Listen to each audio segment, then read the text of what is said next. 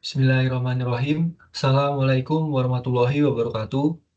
Perkenalkan, nama saya Dian Setiardi dari Prodi Akuntansi NIM 2403010204445, kelas AK 505, mata kuliah Teori Akuntansi, dengan dosen pengampu Ibu Yuwanisa Isanafi, SE, MSAK. Di sini saya akan mempresentasikan hasil ujian akhir semester Teori Akuntansi. Baik, langsung saja.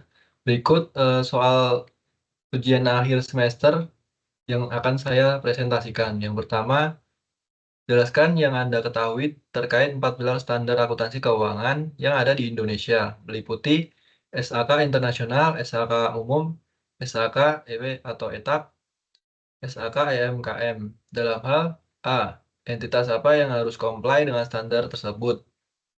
Publicly accountable entities atau entities without public accountability. Yang B, referensi atau acuan dari masing-masing standar, IFRS atau bukan. Nomor 2, standar akuntansi keuangan di Indonesia mengacu ke IFRS atau US GAAP.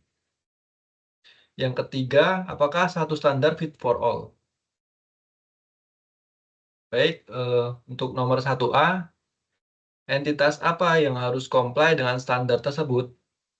Yang pertama, SAK internasional atau IFRS, International Financial Reporting Standard, merupakan standar yang didasarkan pada IFRS dan dirancang untuk memberikan laporan keuangan yang transparan dan dapat dibandingkan secara internasional.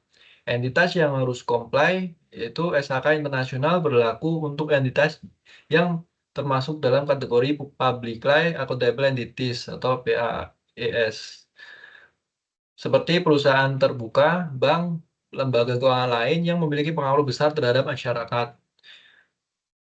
Yang kedua, SAK umum merupakan standar akuntansi yang lebih umum diterapkan di Indonesia dan didasarkan pada prinsip-prinsip IFRS yang disesuaikan dengan kondisi Indonesia. Entitas yang harus comply, entitas yang tidak termasuk dalam kategori Publicly Accountable Entities, namun memiliki ukuran dan kerumitan yang lebih besar dan membutuhkan pelaporan yang lebih lengkap. Yang ketiga, SAK, EP atau ETAP, entitas private atau entitas tanpa akuntabilitas publik, merupakan standar yang lebih sederhana dan dirancang khusus untuk memenuhi kebutuhan pelaporan keuangan bagi entitas yang lebih kecil dan tidak memiliki pengaruh besar terhadap masyarakat umum. Entitas yang harus comply, entitas yang tidak termasuk dalam kategori PAES dan memiliki ukuran kecil hingga menengah. Yang keempat, SHK EMKM atau entitas mikro, kecil, dan menengah merupakan standar akuntansi yang paling sederhana yang diperuntukkan untuk UMKM. Tujuan standar ini adalah untuk memudahkan UMKM dalam menyusun laporan keuangan yang sederhana.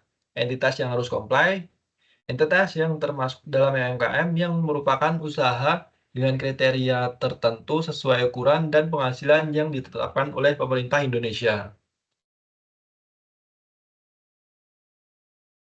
Untuk soal B, referensi atau acuan dari masing-masing standar, IFRS atau bukan. Yang pertama, SAK internasional. Berpedoman pada International Financial Reporting Standard, di mana ini adalah standar yang berbasis internasional dan diterapkan oleh banyak negara di dunia. Di Indonesia, SAK internasional adalah adaptasi dari IFRS yang sudah disesuaikan dengan kondisi lokal. Yang kedua, SAK umum. Berpedoman pada IFRS, namun disesuaikan dengan kebutuhan lokal di Indonesia. Meskipun mengacu pada IFRS, ada penyesuaian yang dilakukan agar lebih cocok diterapkan di Indonesia. Yang ketiga, SAK, EP, atau ETAP. Tidak sepenuhnya mengacu pada IFRS, tetapi lebih kepada penyesuaian standar yang lebih sederhana agar mudah diikuti oleh usaha kecil dan menengah yang tidak memiliki kapasitas akuntansi yang besar. SKK pun jadi lebih SKK ini pun jadi lebih mudah dipahami dan diterapkan tanpa membutuhkan sistem yang rumit. Yang keempat, SHK EMKM tidak sepenuhnya mengacu pada IFRS, melainkan lebih disesuaikan dengan kebutuhan UMKM yang memerlukan pelaporan sederhana. Tujuannya untuk mempermudah UMKM dalam membuat laporan keuangan yang sesuai dengan prinsip akuntansi yang dasar, tanpa harus mengikuti standar yang terlalu kompleks. Selanjutnya untuk soal nomor 2, standar akuntansi keuangan di Indonesia mengacu ke IFRS atau US GAAP. Jawabannya, Indonesia mengadopsi IFRS karena memberikan lebih banyak manfaat seperti menghemat biaya pembuatan standar akuntansi dan meningkatkan kualitas standar akuntansi nasional. Hal ini memungkinkan laporan keuangan perusahaan Indonesia dapat digunakan secara internasional. Meskipun terdapat perbedaan teknis antara IFRS dan SHK karena penyesuaian dengan kebutuhan lokal.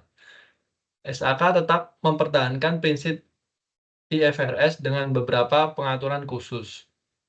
Sementara itu, GAAP atau Generally Accepted Accounting Principles hanya berlaku untuk organisasi publik di Amerika Serikat.